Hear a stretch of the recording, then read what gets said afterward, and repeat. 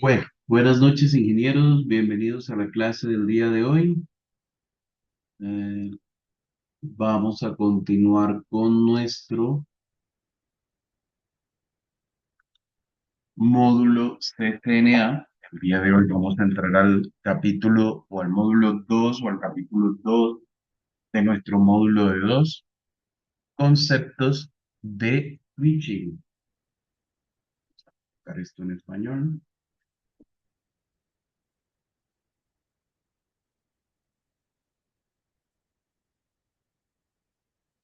Ok. Aquí vamos a hacer una descripción de lo que es el switching o la conmutación, cualquiera de los dos términos son válidos, switching o conmutación en nuestros dispositivos de red o en nuestra red más que todo. El dispositivo fundamental para el switching de red es el switch o el conmutador, como lo van a encontrar en algunas partes de la documentación. Algunos de los términos que vamos a ver ya los hemos visto. Muchos de estos términos ya los hemos visto, ya los hemos tratado de alguna o de otra manera. Hemos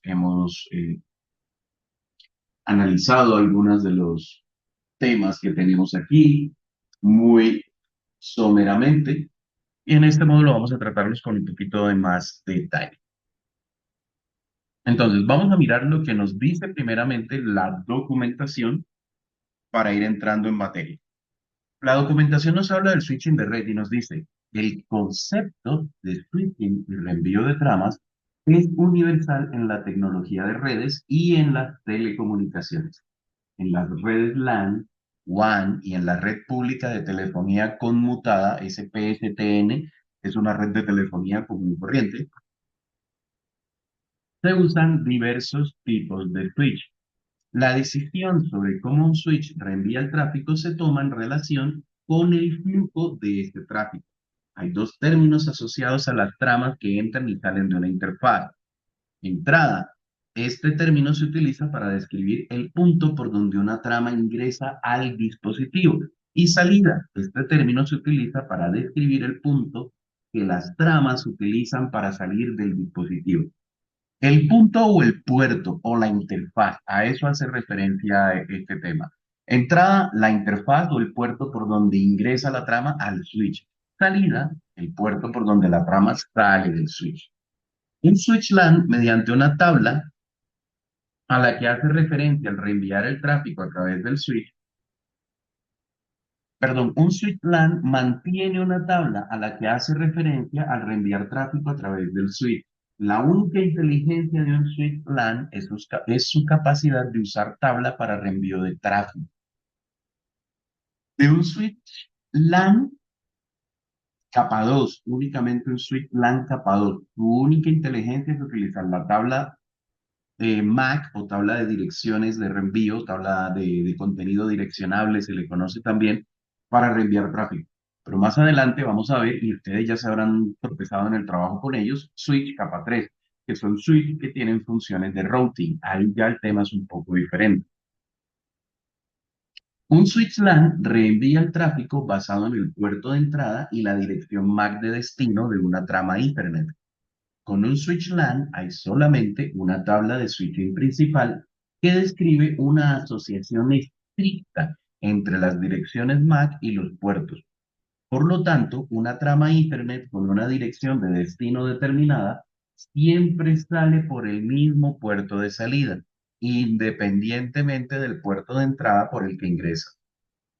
Nota, una trama Ethernet nunca se reenviará fuera del mismo puerto en el que se recibió. ¿A qué hace referencia esto? Que en las LAN, incluso en los equipos antiguos, en los equipos Legacy Hub, una trama que se recibe nunca se regresa al puerto por el que se recibió.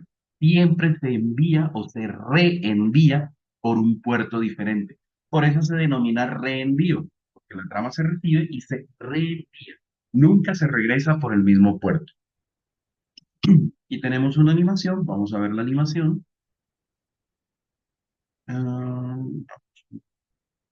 Y a ver esta animación. Vamos a convertir esto en... Ah, ya, esto va. Listo.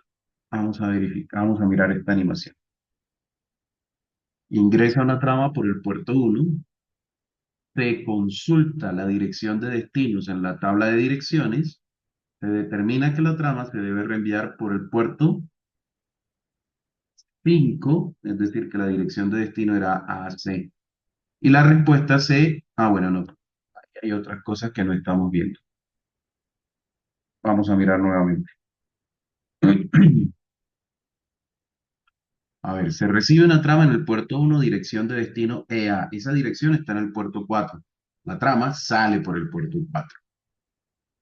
Se recibe una trama por el puerto 5, la dirección EE que está en el puerto 1.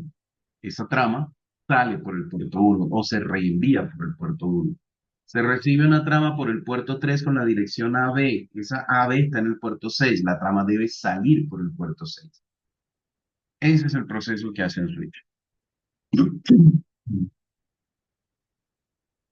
Tabla de dirección MAC de un switch.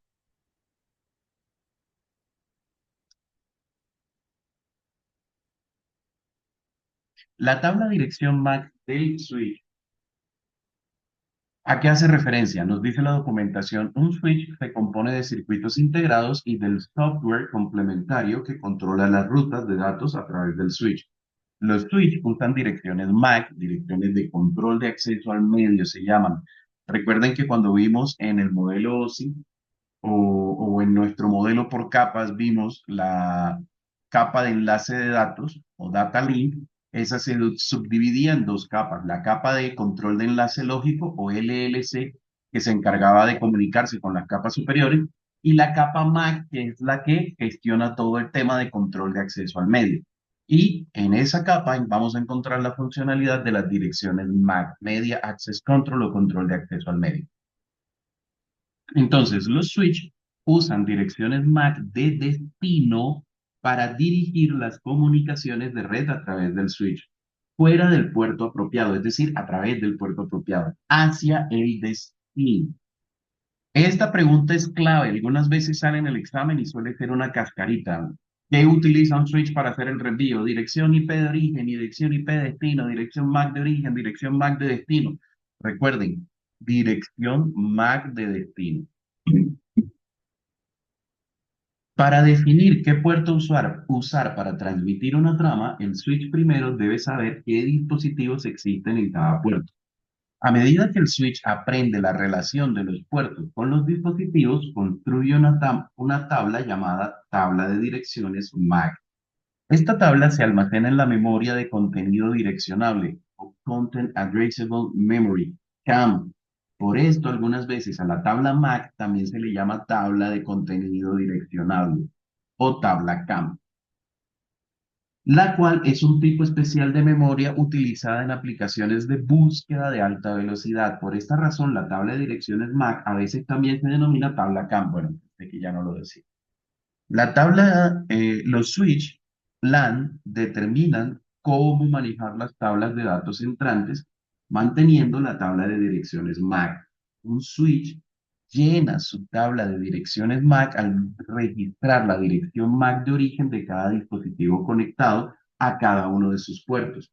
El switch hace referencia a la información de la tabla de direcciones MAC para enviar tramas destinadas a un dispositivo específico fuera del puerto que se ha asignado a ese dispositivo. Entonces, cómo se arma la tabla de direcciones MAC? Siempre que el switch recibe una trama por un puerto, registra que la dirección MAC de origen de esa trama se encuentra asociada a ese puerto. En un puerto puede haber varias direcciones MAC asociadas. ¿Por qué?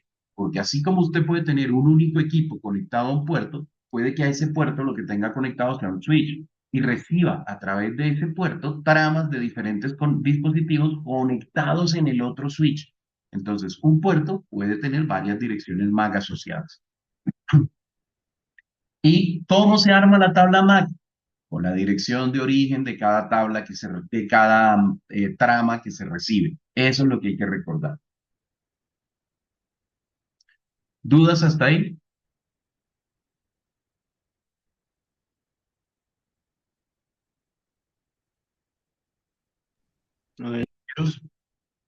No, señor.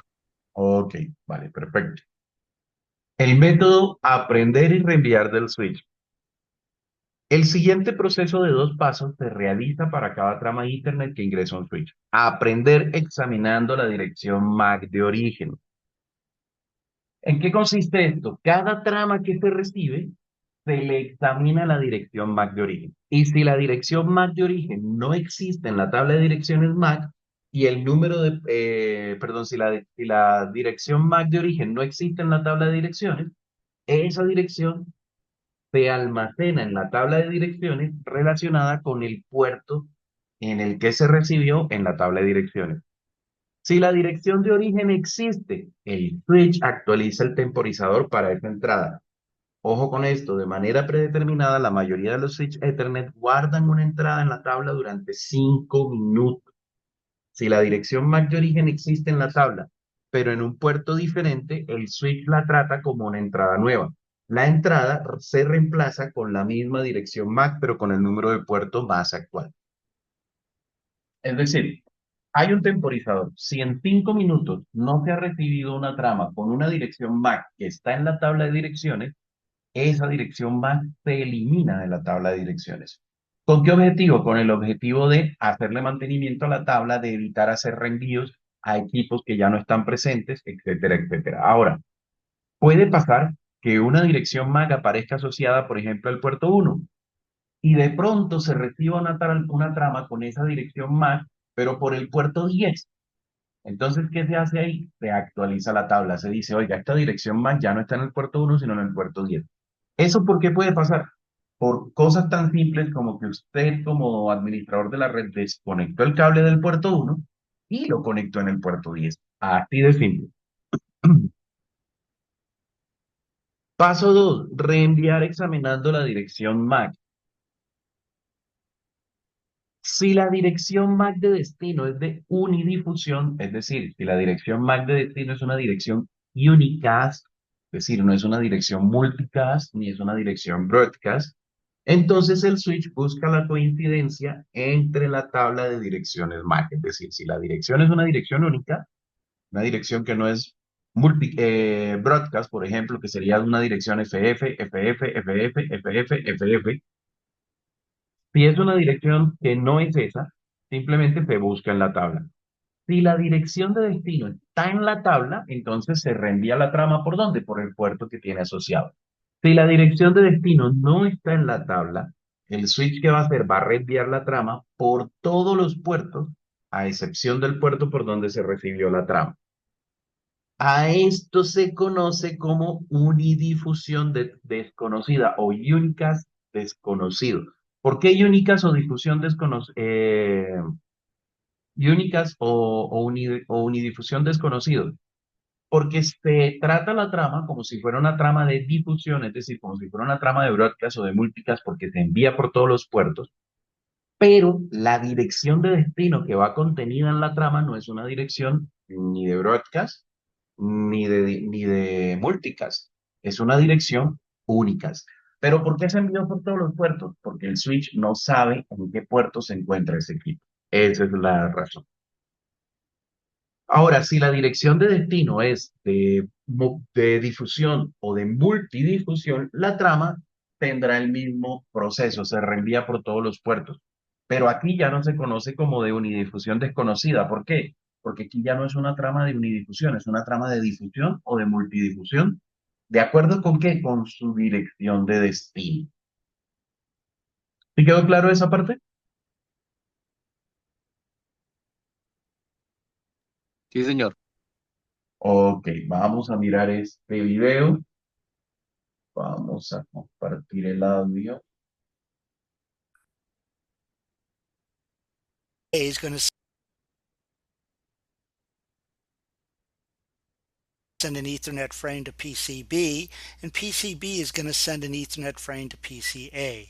We're going to examine how switches S1 and S2 build their MAC address tables, and also how they forward frames based on the information in those MAC address tables. PCA has an Ethernet frame to send to PCB. The source MAC address of the frame is 000A and the destination MAC address is 000B. The Ethernet frame is sent to switch S1. S1 receives the Ethernet frame, examines the source MAC address, and notices that this MAC address is not in its MAC address table, so it adds the MAC address and the incoming port number.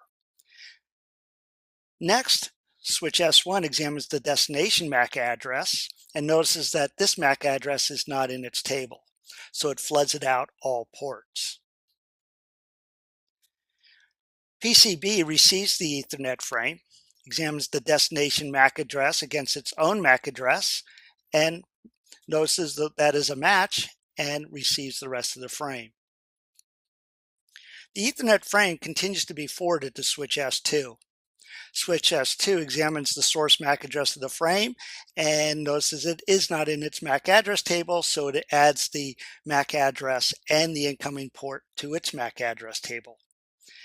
Next, switch S2 examines the destination MAC address, notices that is not in its MAC address table, so it floods it out all ports. PCC receives the Ethernet frame and its MAC address does not match the destination MAC address of the Ethernet frame, so it does not accept the rest of the frame. The router receives the Ethernet frame, examines the destination MAC address against its own MAC address, and notice it is not a match, so it does not receive the rest of the frame. Now let's have PCB sending a frame back to PCA. The source MAC address of the frame is 000B and the destination MAC address is 000A. PCB sends it to switch S1.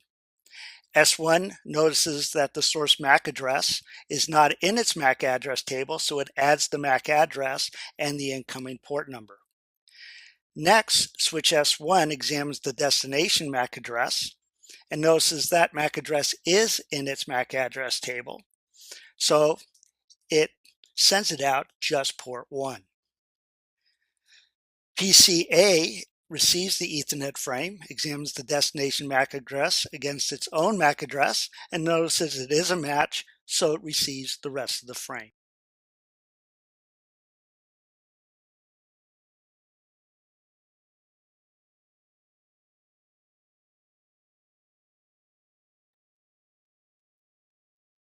Listo.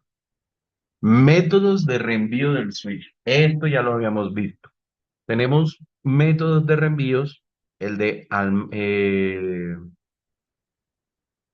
dos métodos de reenvío. El de almacenamiento y reenvío, o el Store and Forward Switching, y el método de corte. El método de almacenamiento y reenvío, ¿qué hace? Toma la decisión de reenvío de una trama después de haber recibido la trama completa y revisada para la detección de errores mediante un mecanismo matemático de validación de errores conocido como redundancia cíclica o comprobación de redundancia cíclica, CRC. El switching por almacenamiento y envío es el método principal de switching LAN de Cisco. Aquí, bueno, esto es el reenvío, en realidad. El método de corte. Este método inicia el proceso de reenvío una vez que se determinó la dirección MAC de destino de una trama entrante y se establece el puerto de salida. Diferencia fundamental. El primero envía la trama cuando la recibió completa y comprobó que está perfecta. ¿Cómo? Recuerden que en el tráiler de la trama viene una suma de verificación. Lo que hace el switch es que vuelve a realizar esa suma de verificación sobre la trama y que el resultado es igual al que está almacenado en el tráiler, quiere decir que la trama no se corrompió y la reenvía. Si la suma es diferente, la trama está corrupta y la descarta.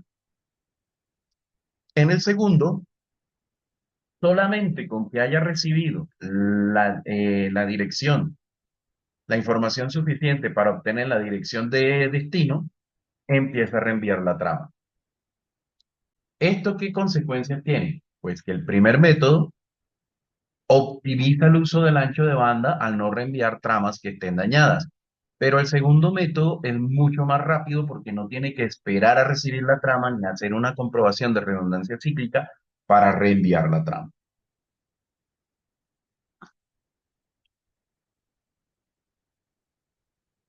Eh, Reenvío de almacenamiento y reenvío. Bueno, intercambio, esto cómo lo podríamos llamar para no decir métodos de reenvío. Ok. No digamos con intercambio, sino vamos a poner esto sería switching, para no decir intercambio. Vamos a mirar cómo se llama en inglés, que seguro el término es más correcto. Ok, switching forwarding method. Y aquí dice store and forward switching. Sí, switching de almacenamiento y reenvío. Así, lo podemos ver mejor. Entonces, el switching por almacenamiento y reenvío se distingue del método de corte porque tiene dos características principales. El método de corte es una mezcla entre el método de almacenamiento y reenvío y el método de reenvío rápido, el método de cut-through. Bueno, se distingue por dos características. Uno, por el chequeo de error. Y dos, por el almacenamiento automático, es decir, el ingreso automático de las tramas a un proceso de almacenamiento o de buffering para poder hacer el proceso de revisión de errores posteriormente. Vamos a volverlo al español, ya saben cómo se llama. Ya sabemos cómo se llama. Entonces, nos dice la documentación que el proceso de almacenamiento en buffer que usan los switches de almacenamiento y envío proporciona flexibilidad para admitir cualquier combinación de velocidades de Ethernet. Por ejemplo, manejar una trama entrante que viaja de un puerto de 100 megabits que debe enviarse a una interfaz de 1 gigabit requerirá utilizar un método de almacenamiento y reenvío ante cualquier incompatibilidad de las velocidades de los puertos de entrada y salida. El switch almacena la trama completa en un buffer cada vez que la verificación de la trama es completada, se reenvía al buffer del puerto de salida. ¿A qué hace referencia esto? Supongamos que tenemos un puerto de 1 gigabit y estamos recibiendo información y esa información hay que reenviarla por un puerto de 100 megabits. ¿Qué ocurre con el método de corte? Con el método de corte, a lo que se recibe la dirección, empieza a reenviarse automáticamente o inmediatamente la trama por el puerto de salida. Si la velocidad de entrada es de 1 gigabit, la velocidad de salida debería ser de 1 gigabit también. Pero en este caso que estamos hablando el puerto de salida tiene una velocidad menor al puerto de entrada. ¿Eso qué obliga? A que necesariamente la trama deba almacenarse en un buffer para poder ir enviando la medida que el puerto de salida es capaz de hacer ese envío y que obviamente el dispositivo que la tiene que recibir es capaz de recibirla. Entonces, este método de almacenamiento de switching por almacenamiento y reenvío maneja bien esas situaciones de puertos de diferente velocidad. Switching por método de corte. El método de switching de almacenamiento y reenvío elimina las tramas que no pasan la comprobación de redundancia cíclica. Por lo tanto, no reenviará tramas que no sean válidas, tramas que sean corruptas. Por el contrario, los switch que usan el método de corte pueden reenviar tramas que no son válidas. ¿Por qué? Porque no las chequean. A lo que reciben la dirección de destino empiezan el reenvío inmediatamente. Sin embargo, el switching de corte tiene la capacidad de realizar un cambio de trama rápida. Esto significa que los switch, un cambio no, un reenvío de trama rápida. Esto significa que los switch que usan un método de corte pueden tomar una decisión de reenvío tan pronto como encuentran la dirección MAC de destino de la trama en la tabla de direcciones MAC, tal como se muestra en la ilustración. Se recibió la porción de la trama que tiene la dirección de destino y se procede al reenvío de la trama. Esto, como les digo, ya lo habíamos visto. Esta actividad no la vamos a hacer porque es una actividad un poco simple. Dominios de switching. Aquí vamos a ver un término que se usaba mucho antes, ya no tanto cuando utilizamos switch, aunque en redes inalámbricas todavía existen los dominios de colisión. Entonces nos dice dominios de colisión. En el tema anterior obtuvimos una mejor comprensión de lo que es el switching y cómo funciona, o de lo que es un switch y cómo funciona. En este tema se explica cómo funcionan los switches entre sí y con otros dispositivos para eliminar colisiones y reducir la congestión de red. Los términos colisiones y congestión se utilizan aquí de la misma manera que se utilizan en el tráfico callejero. Una colisión es un choque de dos tramas en el medio y congestión es que hay muchas tramas en el medio y pues se obstruyen unas a otras.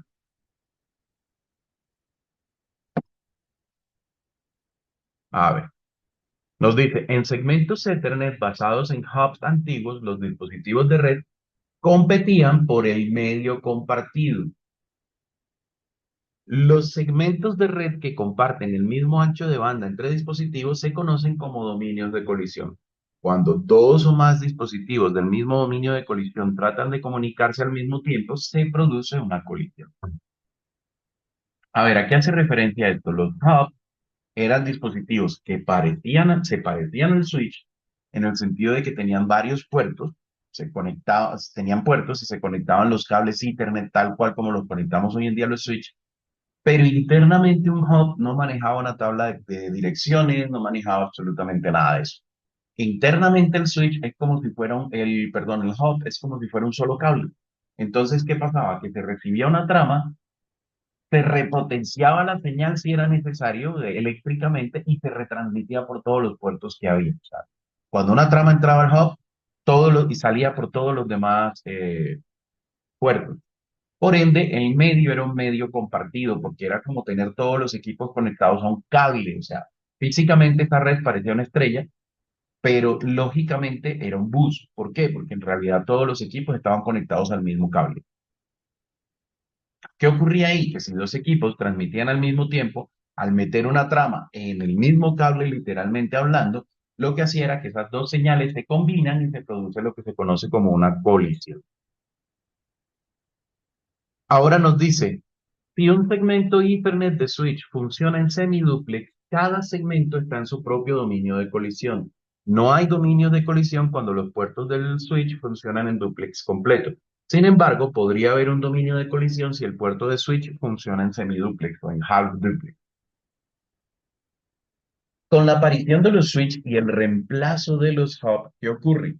Ya un switch no es un medio compartido. Un switch tiene una memoria y una circuitería específica para cada puerto, recibe las tramas por un puerto, las distribuye por el puerto asociado y solamente por ese puerto. Tiene un buffer que le permite almacenar tramas. Y cuando trabajamos en full duplex hay dos circuitos. Un circuito que se encarga de recibir en cada puerto. Dos circuitos en cada puerto. Un circuito que se encarga de recibir y un circuito que se encarga de transmitir. ¿Qué significa esto? Que un equipo puede transmitir y puede recibir al mismo tiempo sin que la trama que sale del equipo se encuentre con una trama que ingresa al equipo. Pero cuando trabajamos, por eso se dice que no hay dominio de colisión. O sea, es improbable que un par de tramas colisionen en el switch. Pero cuando el puerto trabaja en modo half duplex o en modo semiduplex, tenemos un solo circuito que transmite y recibe. Y ese cable o ese circuito o ese segmento que va desde el puerto del switch hasta la computadora o hasta el dispositivo que sea, se convierte en un dominio de colisión. ¿Por qué razón? Porque cuando el puerto trabaja en half duplex, al solamente poder enviar o recibir y no las dos al mismo tiempo, puede darse el caso en que el switch necesita enviarle una trama al dispositivo y el dispositivo una trama al switch.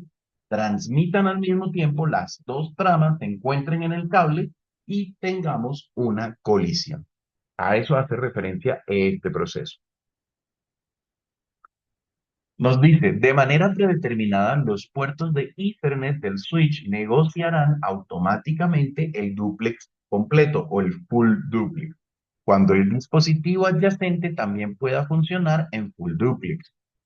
Si el puerto del switch está conectado a un dispositivo que funciona en half duplex, como por ejemplo un hub antiguo, el puerto del switch funcionará en modo half duplex.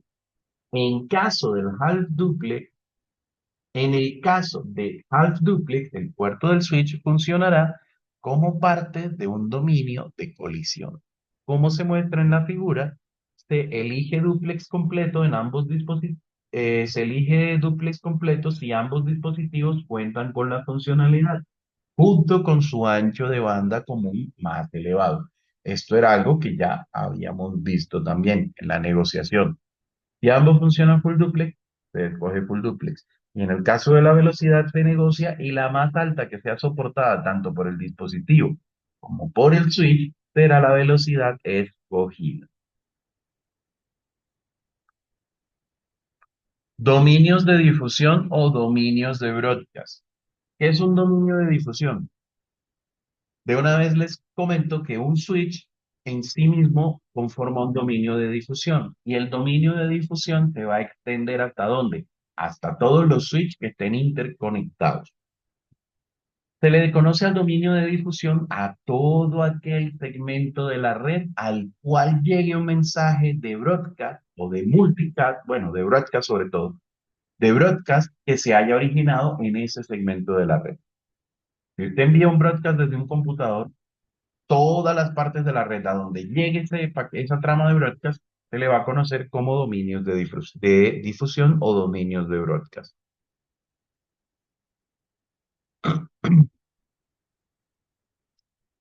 Aquí dice, el dominio de difusión de capa 2 se denomina dominio de difusión MAC. El dominio de difusión MAC consta de todos los dispositivos en la LAN que reciben las tramas de difusión de un host específico. Vamos a mirar esta animación. Aquí tenemos que el servidor envía una difusión, llega a todos los equipos que están en ese switch.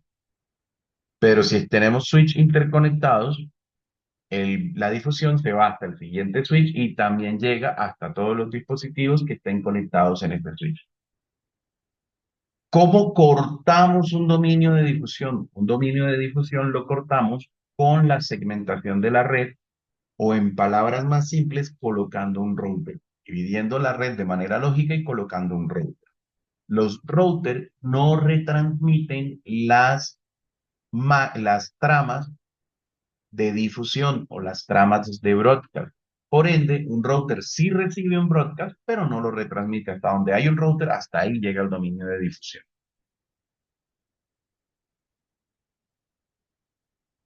Alivio de la congestión de la red. ¿Cómo aliviamos la congestión de la red? A ver, la congestión de la red se puede dar por diversos factores.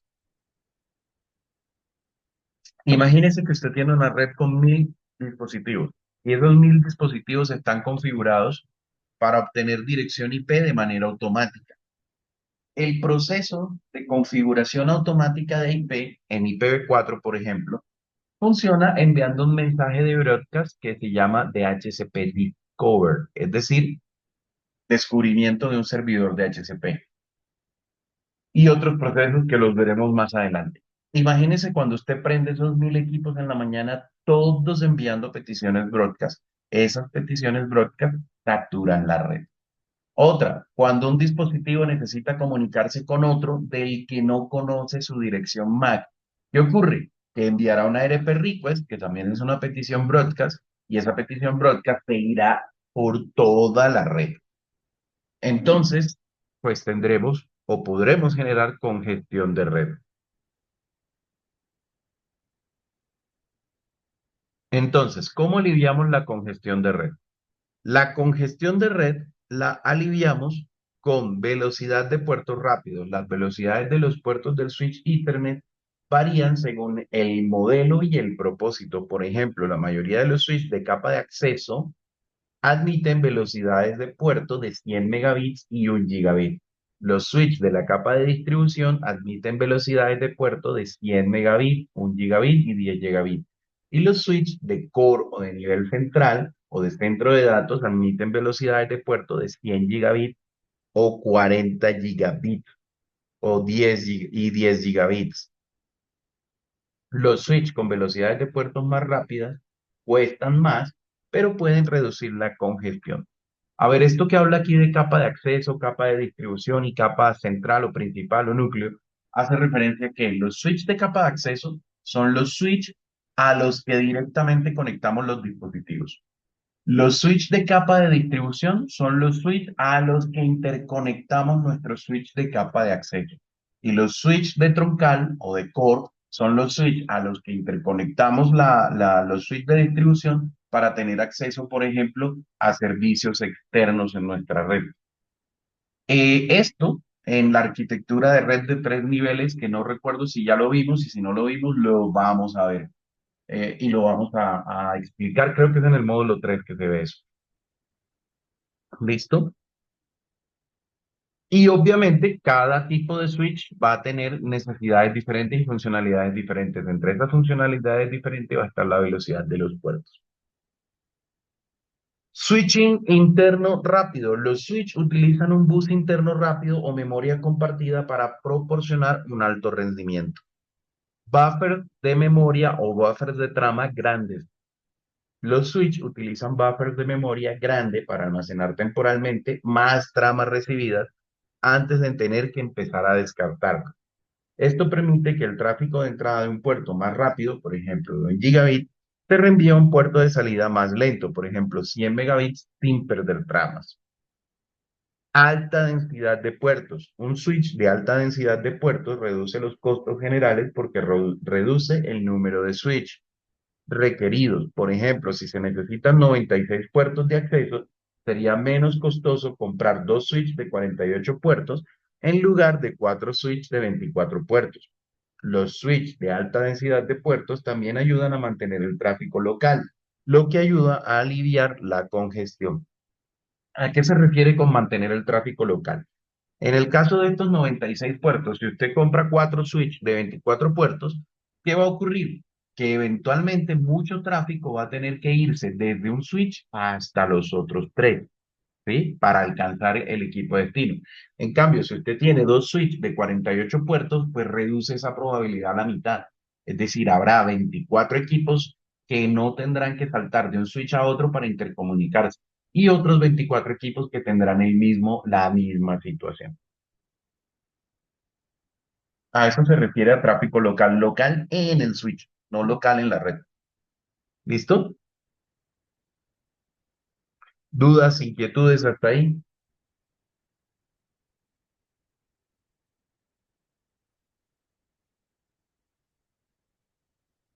Ahí vamos, vamos.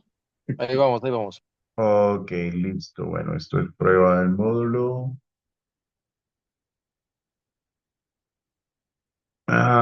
Módulo 3, ¿qué aprender en este módulo? Vamos a 3.1. Definición de VLAN.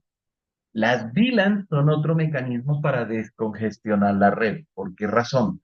Porque muchas veces nosotros tenemos equipos que necesitan intercomunicarse entre ellos, pero no necesitan intercomunicarse con el resto de equipos de la red. Y nosotros no queremos que un broadcast, por ejemplo, una RP request, que envía un equipo de esos para comunicarse con los equipos de su mismo grupo de trabajo, llegue a toda la red. Entonces, para eso, dividimos la red en algo que se conoce como VLAN o LAN virtuales. ¿En qué consiste una VLAN? Consiste en seleccionar grupos de puertos de un switch y asignarles un dominio de difusión o un dominio MAC diferente al dominio de MAC de los otros grupos de puertos del switch. Ahora, un grupo de puertos puede ser uno, dos, tres, cuatro, el número de puertos que nosotros queramos, de uno en adelante. Vamos a leer la documentación. Nos dice, por supuesto, organizar sus redes en redes más pequeñas no es tan simple como separar tornillos y ponerlos en frascos, pero hará que su red sea más fácil de administrar. Dentro de una red conmutada, las VLAN proporcionan la segmentación y la flexibilidad organizativa. Un grupo de dispositivos dentro de una VLAN se comunicarán como si cada dispositivo estuviera conectado en el mismo cable. Las VLAN se basan en conexiones lógicas en lugar de conexiones físicas. Bueno, no tanto en el mismo cable, como si estuvieran conectados en el mismo switch, porque esta es otra característica. Las VLANs, usted puede seleccionar grupos de puertos de un switch y asignarlos a una VLAN o decir, esto es una red específica desde el punto de vista de MAC, pero también puede tener otro grupo de puertos en otro switch cualquiera asignado a la misma VLAN. Y los puertos de una VLAN se van a poder comunicar con los puertos de la misma VLAN en otro switch como si estuvieran en el mismo switch. Como se muestra en la figura, las VLANs en una red conmutada permite a los usuarios de varios departamentos, por ejemplo, TI, recursos humanos y ventas, conectarse a la misma red independientemente del switch físico en el que están utilizando o de la ubicación en una LAN del campus. Entonces, miren, aquí tenemos VLAN 2, VLAN 3, VLAN 4, VLAN 2 es IT, VLAN 3 recursos humanos, VLAN 4 es ventas. Y como ven, tenemos equipos de cada uno de los tres grupos de trabajo divididos en tres switches diferentes. Pero ¿qué ocurre? Los equipos, si un equipo de TI envía un broadcast, ese broadcast no le va a llegar a los equipos de recursos humanos ni a los equipos de ventas, a pesar de que estén en este mismo switch. Ese broadcast llegará al switch, se repartirá por los puertos de la misma VLAN y solamente le llegará a los de TI del otro switch y a los de TI del switch del tercer piso, o sea, a los de TI del segundo piso y a los de TI del tercer piso. No se repartirá a los de recursos humanos ni a los de ventas, a pesar de estar conectados en los mismos switches. De hecho, sin la intervención de un router, los equipos de TI no podrán comunicarse con los equipos de recursos humanos y no podrán comunicarse con los equipos de ventas. Como ven, aparte de definir un grupo de puertos de cada switch como pertenecientes a una VLAN específica, que las VLAN generalmente nos vamos a referir a ellas por el nombre o por el número, en este caso por el número, la VLAN 2, VLAN 3, VLAN 4, y el nombre precisamente puede ser TI, HR, ventas. Eh, Aparte de definir la VLAN, los puertos que pertenecen a una VLAN en el switch, también vamos a necesitar establecer un esquema de direccionamiento en redes IP diferentes. Como ustedes ven, aquí tenemos una red 24 bits segmentada o subneteada en el tercer octeto. Aquí tenemos la VLAN 2, 10.0.0.3, ya esta es otra VLAN, 10.0.0.4, esta es otra red, otra subred. Entonces, como ven, aparte de estar definidos los puertos, deben estar en subredes IP totalmente diferentes, ya sea IPv4 o IPv6. Ventajas de un diseño en VLAN. Cada VLAN en una red conmutada corresponde a una red IP, lo que acabamos de decir. Por lo tanto, el diseño de las VLAN debe tener en cuenta la implementación de un esquema de direccionamiento de red jerárquico. El direccionamiento jerárquico de la red significa que los números de red IP se aplican a los segmentos de la red o a las VLANs de manera ordenada, lo que permite que la red se tome en cuenta como conjunto. Los bloques de direcciones de red continuos o contiguos se reservan para los dispositivos en el área específica de la red y se configuran en estos, como se muestra en la ilustración. Entonces tenemos la VLAN 10. Generalmente se hace esto, se coloca ahí en una parte de la dirección. 172.17.10.21/24. Esta es la IP del equipo. Pero como esta red es /24, la red es 172.17.10.0. Esto, la VLAN 20, 172.17.20.0 es la red. Y este equipo tiene la dirección 20. Este equipo tiene la dirección 23 en la VLAN 30, que es 172.17.30.0, es la dirección de la red. Y así sucesivamente. Como ven, aquí tenemos el equipo con la IP24 y aquí un equipo con la IP21, pero pertenecen a la misma VLAN 10 porque es la misma dirección de red, a pesar de que están conectados en switch diferentes, pero ellos se pueden intercomunicar. ¿Qué ventajas tiene una VLAN? Dominios de difusión más pequeños. Esto es lo que les había dicho, que los broadcasts solamente llegarán a los puertos de la VLAN. Seguridad mejorada. ¿Por qué? Porque los usuarios se pueden comunicar solamente con los usuarios de la VLAN a la que pertenecen, sin la intervención de un router, y el router puede tener políticas de administración que prohíban el intercambio entre segmentos diferentes de la red. Sin la intervención de un router, los usuarios solamente generan tráfico en su propia red, no pueden comunicarse con equipos de otra red. Mejora la eficiencia del departamento de TI. A ver, ¿por qué nos dicen? Porque las VLAN simplifican la administración de la red porque los usuarios con una red similar se pueden configurar en la misma VLAN. las VLAN se pueden nombrar para facilitar su identificación. Y nos dice que en la figura, la VLAN 10 se ha nombrado como facultad, la VLAN 20 como estudiante y la VLAN 30 como invitado. A ver. Sí, señor, cuerpo docente, estudiante, invitado. Reducción de costo. Las VLAN reducen la necesidad de realizar costosas actualizaciones de red y utilizan el ancho de banda existente y enlaces ascendentes de manera más eficiente, lo que reduce costos de ahorros. A ver, ¿a qué hace referencia? Anteriormente, cuando no existían las VLAN y queríamos tener el mismo nivel de separación, pues nos tocaba tener un switch específicamente para cada una de las VLANs. Necesitaríamos tres switches, uno para cada VLAN y otro switch para el enlace con el router que nos llevara a, digamos, al siguiente nivel de la red o a servicios externos de la red. En el caso de las VLANs, podríamos tener una configuración tan simple como un solo switch, tres VLANs diferentes y una conexión de router que nos lleve a otras redes. Mejor rendimiento.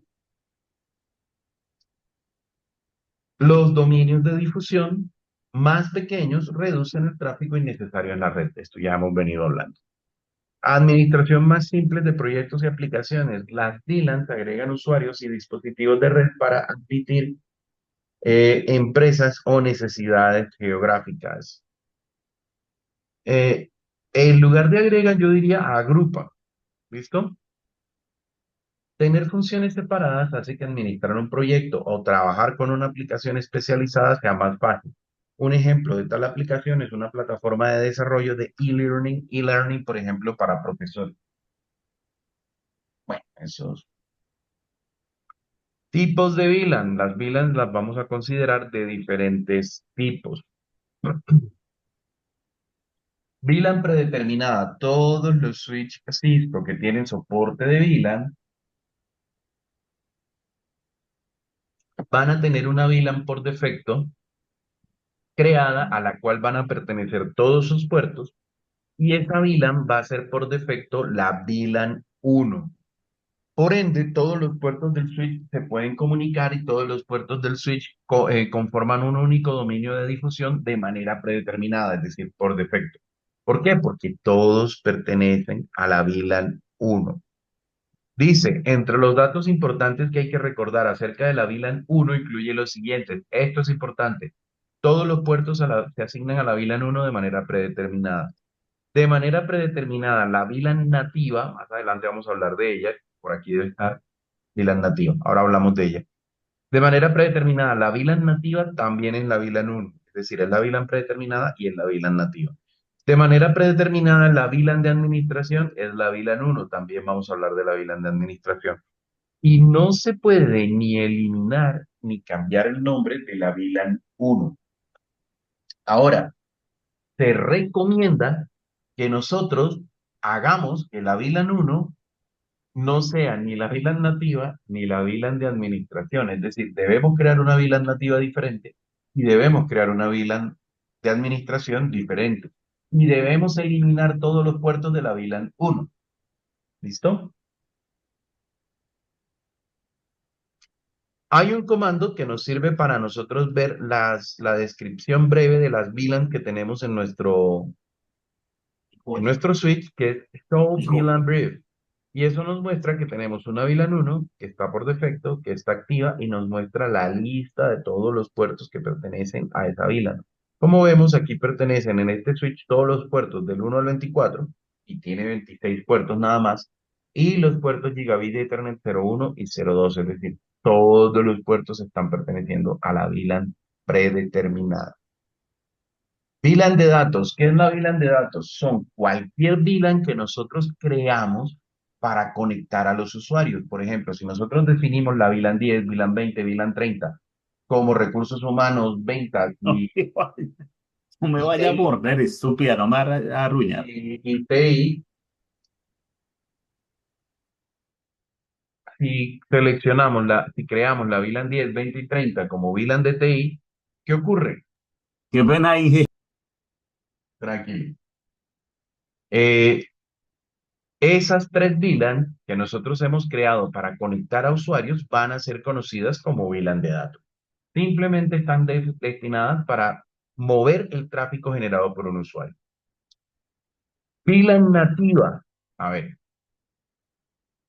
¿en qué consiste la VLAN nativa? Todo el tráfico de usuarios, cuando ingresa la trama al router, se etiqueta la trama. ¿Qué significa que se etiqueta la trama? Que se le coloca una ID de VLAN, ¿sí? Y con ese ID de VLAN, la trama solamente puede viajar a puertos que correspondan a la misma VLAN de ese ID. Sin embargo, cuando nosotros necesitamos enviar esas tramas a través de otro switch, generalmente tenemos un enlace entre los dos switches y a ese enlace le vamos a denominar o lo vamos a conocer como enlace troncal. Esos enlaces troncales están definidos para transportar tramas de diferentes VLAN. Pero si la trama no tiene una ID de VLAN, esta trama debe transportarse usando el ID de la VLAN nativa. Y nosotros, cuando definimos un enlace troncal, también vamos a definir cuál es la VLAN nativa. ¿Listo? Entonces, cuando los switch tengan que enviar tráfico sin etiqueta a través del enlace troncal, lo etiquetan como con el ID de la VLAN que hayamos definido como VLAN nativa. Esta VLAN nativa la definimos nosotros en la creación de los enlaces troncales. Lo veremos más adelante. VLAN de administración. La VLAN de administración es una VLAN a la que simplemente nosotros le vamos a configurar la SVI, la Switch Virtual Interface. ¿Qué significa? Que a esa VLAN le vamos a colocar dirección IP, es decir, vamos a crear una VLAN, por ejemplo, 100, y vamos a decir Interface VLAN 100 y le vamos a agregar direccionamiento IP. A esa VLAN que tiene dirección IP la vamos a conocer como VLAN de administración. Y es la que vamos a utilizar para conectarnos al switch a través de Telnet, de TTH, de HTTP o HTTPS. Es la VLAN por donde vamos a configurar el SNMP para monitorear el dispositivo, etcétera, etcétera. Y la VLAN de voz. La VLAN de voz es una VLAN especial que está diseñada para cumplir los requerimientos del tráfico de voz. El tráfico de voz tiene ciertos requerimientos específicos. De hecho, el tráfico tiene que priorizarse. Entonces nos dice la documentación, se necesita una VLAN separada para admitir la tecnología de voz sobre IP o voz IP o VoIP, que se conoce. Para el tráfico de VoIP se necesita lo siguiente: ancho de banda garantizado para asegurar la calidad de la voz. Prioridad de la transmisión sobre otros tipos de tráfico de red. Capacidad para ser enrutado en áreas congestionadas de la red. Y una demora inferior a los 150 milisegundos a través de la red. Para cumplir con estos requerimientos se debe diseñar la red completa para que admita voz IP. En la figura, la VLAN 150 se diseña para enviar el tráfico de voz. La computadora del estudiante PC5 está conectada al teléfono IP de Cisco y el teléfono está conectado al switch S3. La PC5 está en la VLAN 20 que se utiliza para los datos de los estudiantes. Entonces, como vemos, aquí tenemos un PC que está conectado a un teléfono IP y el teléfono IP está conectado al puerto. El teléfono IP etiqueta los datos del PC como VLAN. Bueno, el teléfono IP no, mira. El puerto está configurado para que el tráfico de voz esté en la VLAN 150, sin embargo, está configurado para que el tráfico del PC esté en la VLAN 20. Este curso no cubre configuración de VLAN de voz, bueno, hasta donde recuerdo. No cubre configuración de VLAN de voz. Vamos a mirar si hacemos este laboratorio o si no lo hacemos. Packet Tracer, ¿quién escucha la difusión, definición de troncales? Profe, disculpe una pregunta, buenas Dígame. noches. No entendí un poquito lo del tema de la explicación del teléfono. O sea, ¿eso tiene que ser un puerto troncal o solo con la VLAN 150? No, tú puedes configurar el puerto y en el puerto tú configuras qué VLAN qué VLAN es la VLAN de voz y qué VLAN es la VLAN ¿cómo se llama? De datos para el puerto cuando lo configuras. Y la conexión entre el PC y el teléfono sí actúa como una especie de puerto troncal, pero el puerto no es un puerto troncal en el switch. Mm, o ¿Listo? sea, el puerto del teléfono al PC es el que, como el que hace Que la actúa como si fuera conversión una especie de de puerto VLAN. troncal en un switch. Ah, Efectivamente. ya. Ya, gracias. Ok, vale. Es más, creo que sí, en la última, lo que pasa es que no recuerdo si es en este curso de CCNA o es en el de CCNP, que hay VLAN de voz y datos. Sí, aquí efectivamente hay una configuración de VLAN de voz, sí, ya lo metieron. Entonces, no se preocupen que lo vamos a ver. Y lo vamos a dejar más claro. Definición general de las VLAN, quien escucha la difusión. Este packet tracer no lo vamos a hacer por ahora. Vamos al 3, 2. Definición de troncales. A ver, nos dice la documentación que las VLAN no serían muy útiles si no existieran los enlaces troncales. ¿Qué objetivo tienen los enlaces troncales? Los enlaces troncales tienen el objetivo de transportar tramas de diferentes VLANs entre los switches. O sea, los enlaces troncales solamente se utilizan entre los switches. Un enlace troncal utiliza el protocolo IEEE 802.1Q. Es el protocolo que se utiliza para coordinar los enlaces troncales. Un enlace troncal, como nos dice aquí, no pertenece a una VLAN específica. Es más bien un conducto para las VLANs entre los switches y los routers. También se puede utilizar un enlace troncal entre un dispositivo de red y un servidor u otro dispositivo que cuente con una NIC con capacidad de 802.1Q. ¿Qué significa? Hay servidores que tienen tarjetas de red eh, que aceptan comportarse como un enlace troncal o que aceptan que su puerto sea un enlace troncal, la interfaz de red, y reciben tramas etiquetadas de diferentes VLANs. ¿Eso con qué objetivo? Con el objetivo de prestar servicios a unas VLANs sí y a otras VLANs no. ¿Listo? O de diferenciar el servicio que se le está prestando a cada una de esas VLANs. En los switch Cisco Catalyst se admiten todas las VLANs en un puerto de enlace troncal de manera predeterminada. Es decir, usted en un enlace troncal puede decir, oiga, listo, esto es un enlace troncal, pero yo no quiero que por aquí pasen todas las VLANs. Yo quiero que solamente pasen las VLANs 10 y 20. Y punto. ¿Eso qué hace? Hace que broadcasts innecesarios se propaguen a través de los enlaces troncales, porque cuando tenemos un enlace troncal y enviamos un broadcast, ese broadcast se va por los enlaces troncales siempre y cuando pertenezca a alguna de las VLANs admitidas. ¿Listo? Entonces, por eso una buena práctica es decir, ¿cuáles VLAN permito en este enlace troncal? ¿Eso por qué? Porque podemos tener un enlace troncal hacia un switch que no tiene todos los equipos de todas las VLANs, que solamente tiene equipos de una sola VLAN, por ejemplo, o de dos VLANs. Pero nosotros en toda la red tenemos 100 VLANs, entonces no queremos que los broadcasts de esas 100 VLANs pasen a ese switch que no tiene sino dos, nada más. Entonces, por eso en ese enlace troncal permitimos esas dos VLANs. ¿Listo? ¿Hasta ahí vamos claros?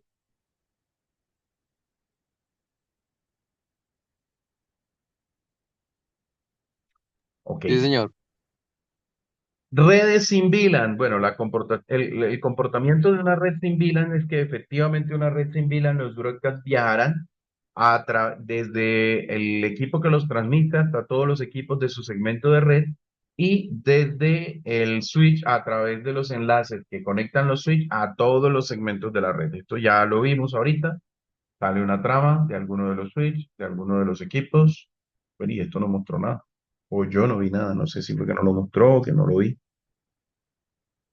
Efectivamente no muestra nada, pero eso es lo que muestra, que la trama se replica por todos los equipos.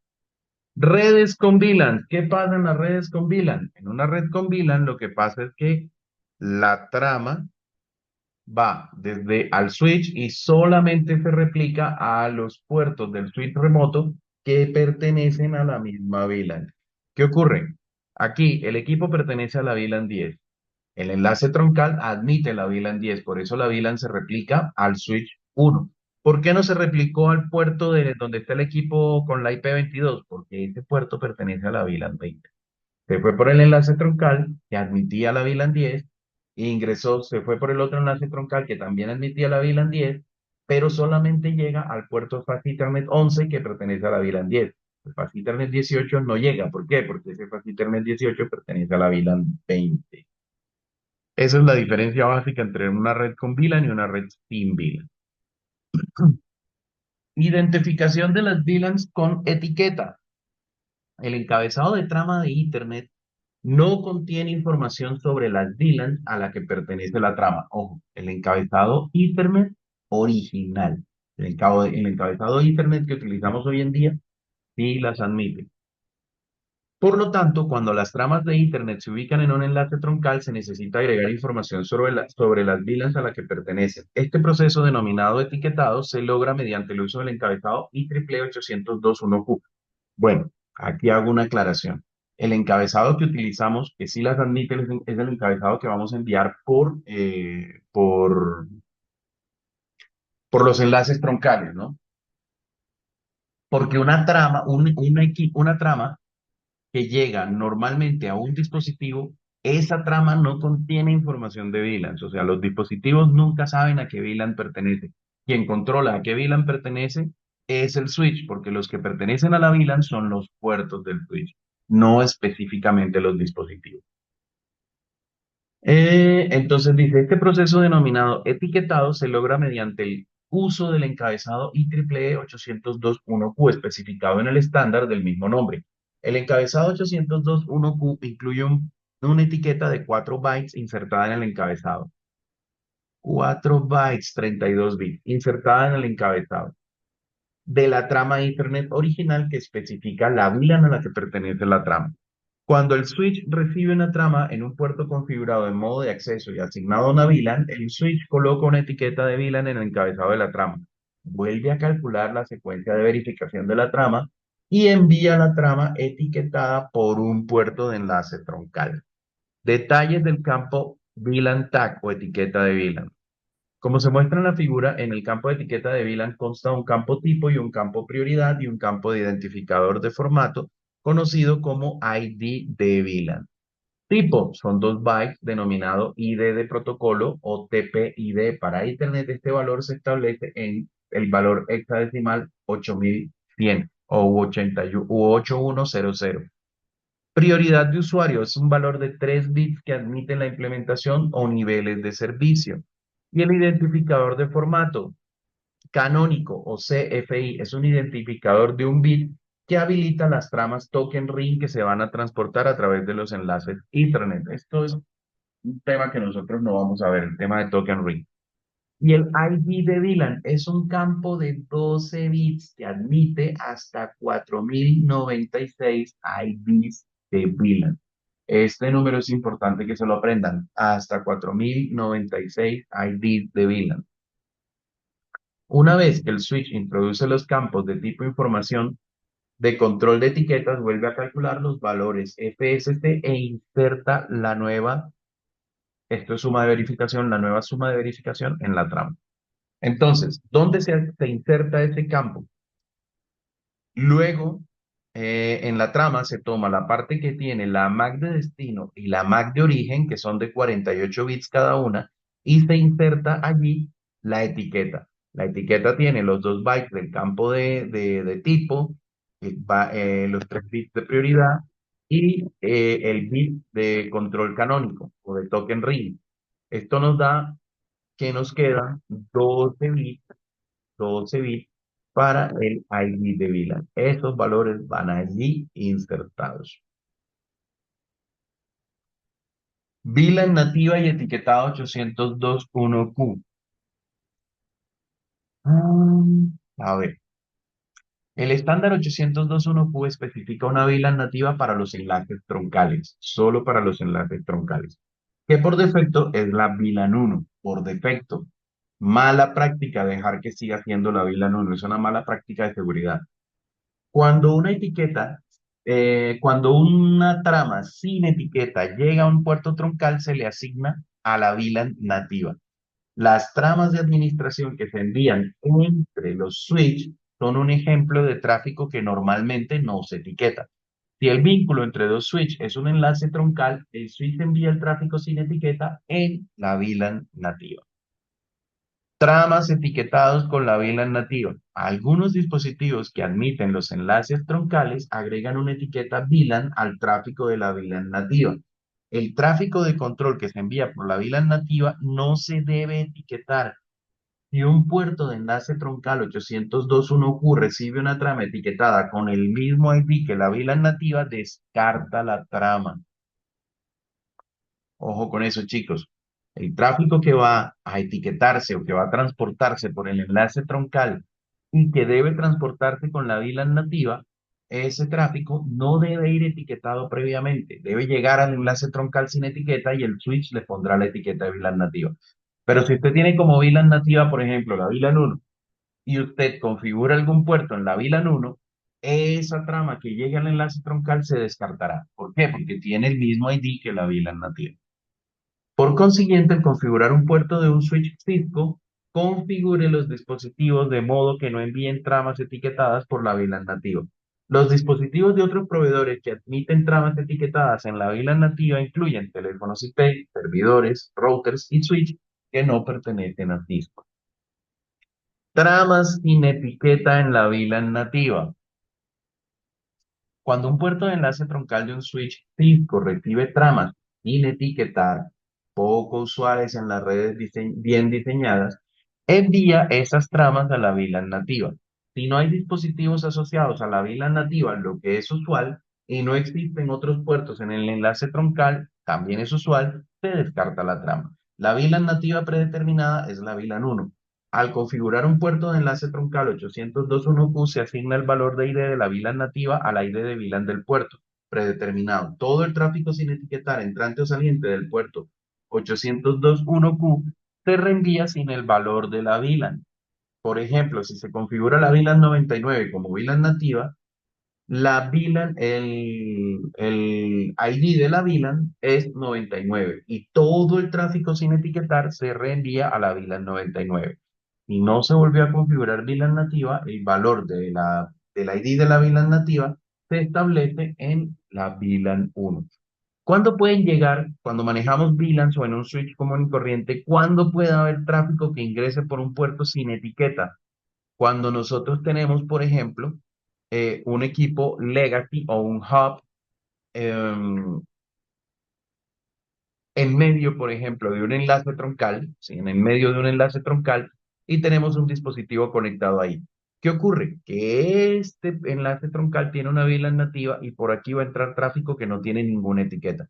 Ese tráfico que es de usuario y que no tiene ninguna etiqueta se le asignará el ID de la VLAN nativa. Pero esto es un mal diseño, o sea, esto jamás debe presentarse.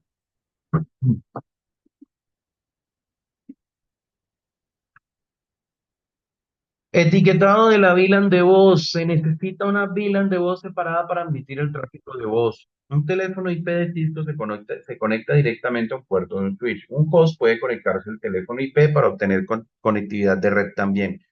Un puerto de acceso que se conecta al teléfono IP de Cisco puede configurarse para utilizar las VLANs separadas. Una VLAN es para el tráfico de voz y la otra VLAN para el tráfico de datos.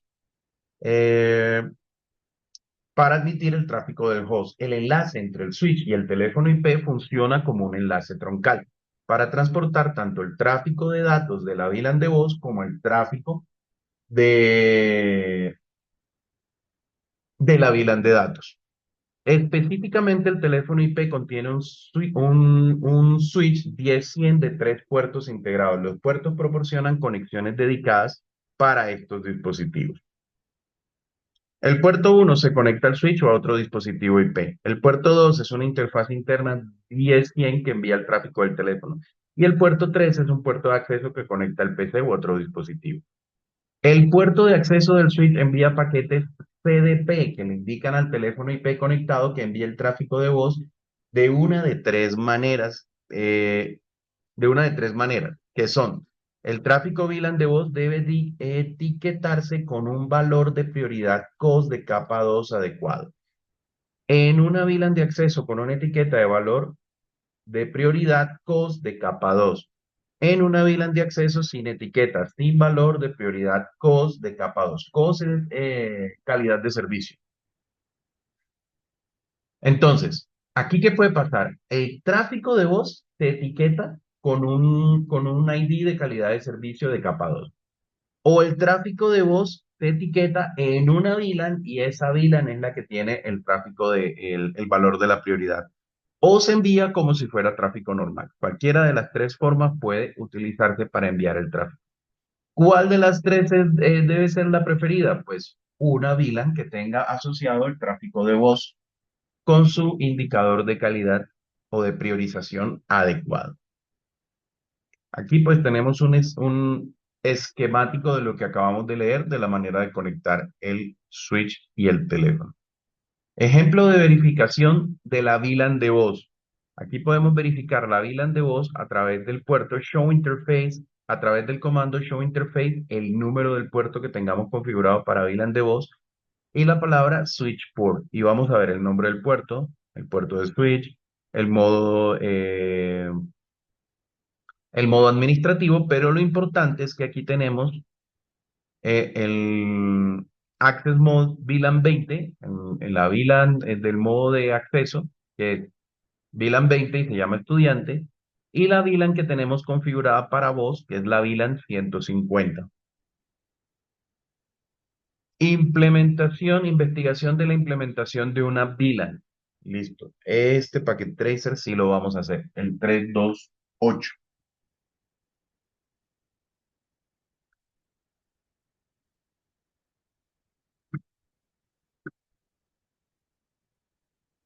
Listo, chicos, iniciemos ese packet tracer, por favor.